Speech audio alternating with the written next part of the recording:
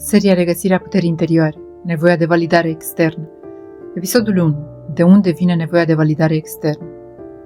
Nevoia de validare nu este un capriciu, nu este superficialitate, nu este slăbiciune. Este un mecanism de supraviețuire emoțională.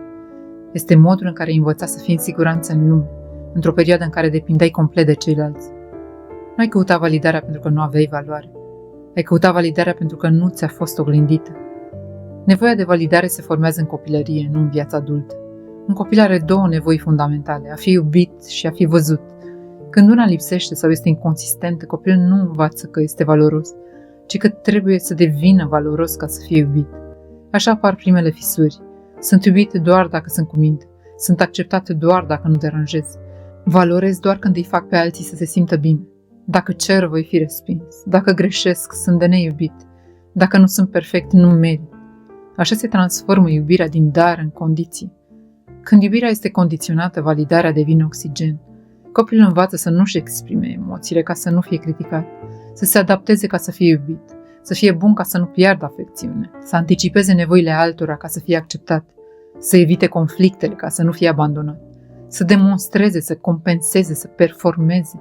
În acest context, validarea devine siguranță, supraviețuire, căldură, locul unde existi. Nu e un moft, e o strategie. Nevoia de validare se reactivează violent în viața adultă. În relație apare ca anxietate când cineva se distanțează, panică atunci când nu ești ales, prăbușire când ești criticat, frică intensă de respingere, dependență de reacțiile celuilalt, gelozie, supraanalizare, adaptare exagerată. Validarea devine drogă emoțională, efect scurt, nevoie continuă. Și cel mai dureros scenariu, când cineva te validează, devine important, când încetează, devin nimeni pentru tine.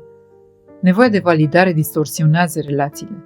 Te transformi în varianta pe care celălalt o preferă, varianta care nu deranjează, varianta care nu cere, varianta care nu supără, varianta care nu are limite, varianta care se micșorează ca să încapă nevoile altora. Iar într-o zi te uiți la tine și nu mai știi. Asta sunt eu sau asta e ce a avut lumea nevoie să fiu. Nevoia de validare se ascunde sub multe măști. Nu pare mereu dependență. Uneori pare perfecționism, carierism, responsabilitate excesivă, altruism extrem, people-pleasing, autocontrol rigid, succes obsesiv, evitarea vulnerabilității, obsesia imaginii, relații toxice repetate. Dar toate au în centru aceeași durere.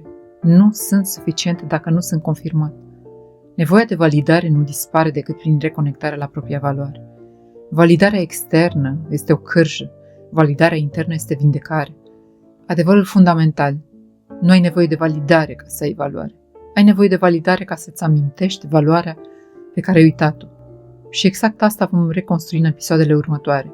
Identitatea ta reală, valoarea care nu mai este negociabilă, capacitatea de a exista independent de reacțiile lumii, relațiile construite din alegere, nu din nevoie. Vindecarea începe cu o propoziție simplă, dar transformatoare. Valoarea mea nu depinde de cine mă vede, ci de cine sunt.